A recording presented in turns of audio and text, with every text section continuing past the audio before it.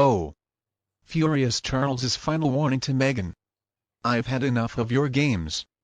King's furious call to Sussex. Hello and a very warm welcome to LVT News Channel.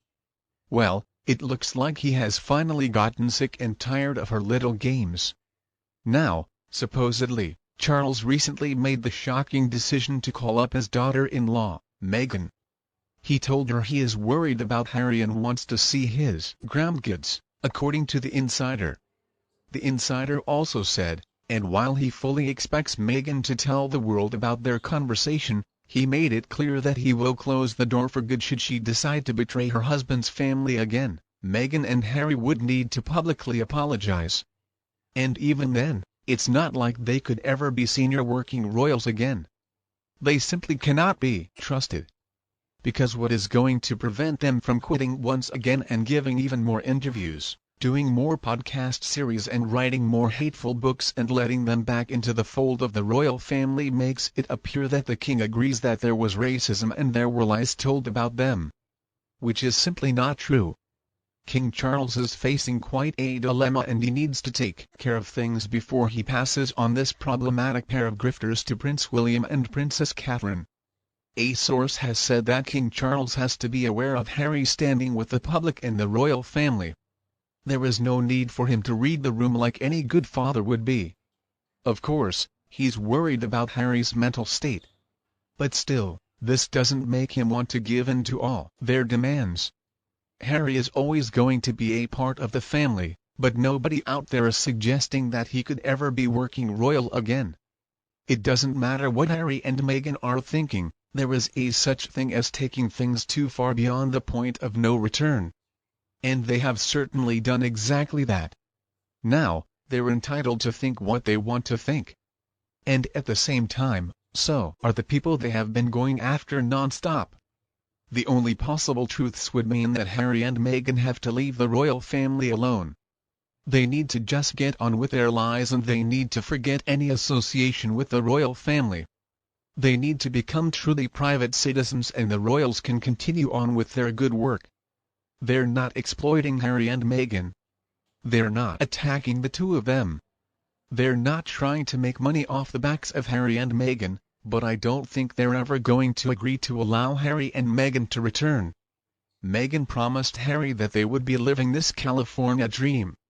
While that dream has turned into a nightmare, she convinced him they would be accepted by the upper echelons of society in California, that they would be famous and they would get all this money. But none of that is happening for either of them. That 16-bathroom McMansion they live in has to be sucking up so much money in fees and taxes.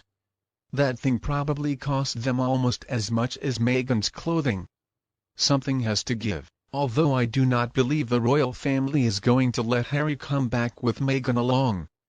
If he leaves her in the gutter where she belongs, and he can probably come back and stay under a rock somewhere for a very long time. It's important, though, that he lay low. He needs to be out of sight and out of mind. But anyway, I don't think the royal family is going to allow them to come back. I mean, there are too many bad things that have happened. So many relationships destroyed between them and the royal family. This important element of trust is completely gone. Even if Harry divorces Meghan and comes back by himself, it's going to be incredibly difficult. I think it's going to be tough enough for the king to just try to rebuild some kind of relationship with his errant son. I do not believe that Camilla should be forced into rebuilding relationships with Harry, and she is Charles's #1 priority, as she should be. And it wouldn't be right for Charles to force a relationship between his sons and Prince William's family. Harry claimed that he did what he needed to do, and he attacked the royal family and the monarchy. He walked away from so many good friends and he did all that after he met Meghan. It's not fair for him to expect to just walk back in and have his former support system there. For him to even think there could be a truce is absurd. And yes, the whole situation is incredibly sad. But we've got to remember, this was Harry's choice. He did this to himself. At some point, he has got to act like a grown man and accept responsibility for his actions. He was so incredibly cruel to his own family. He lived a life of immense privilege that was given to him by the people he put down. I don't have sympathy for him anymore. And I definitely don't have any respect for him anymore. As far as I can see, the royal family is going to be a lot better off if they just cut ties with Meghan and Harry. There are too many risks associated with allowing them back into the fold.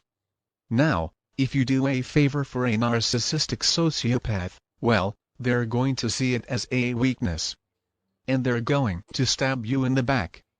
The first chance they get. The royal family is in a great position now with a pair of them gone and not doing very well in the US. It's better if they just leave things as they are. And who knows if they are even going to stay in the US. I mean, I'm disgusted by so many people in the US believing their toxic lies. All they know is the stuff that People magazine puts out there. And it's sad because most of these media outlets just talk about how great and wonderful they are.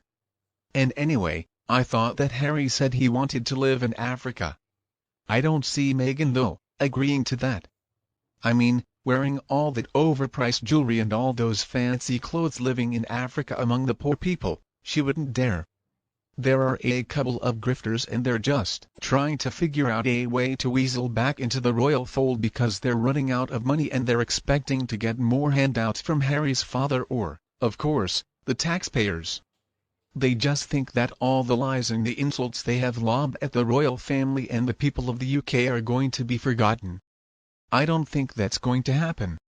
I do hope that in this example, King Charles is going to finally understand what the people want and put the desire of his countrymen first. As a monarch, it's important that he not look like a weak drooling daddy. In other news, on to something a little more pleasant. Like most royal couples that came before them, King Charles and Queen Camilla have 3 bedrooms at Clarence House, his, hers and theirs. And according to palace insiders, the sleeping arrangements have been a consistent saver of royal marriages for centuries. Reportedly for a while now, Charles has preferred sleeping alone because it helps his back pain, and sources claim it is a mutually beneficial situation for the 76-year-old Camilla, who is known to even shun all 3 bedrooms because she wants to stay in her private home. Mill House in Wiltshire. According to an insider, they have to work together. So it's important for them to have their own space. It's pretty rare that their joint bedroom needs housekeeping these days, but it's crucial for the king to have his own escape options and a solid night's sleep. He's edgy at his best, so no one wants a cranky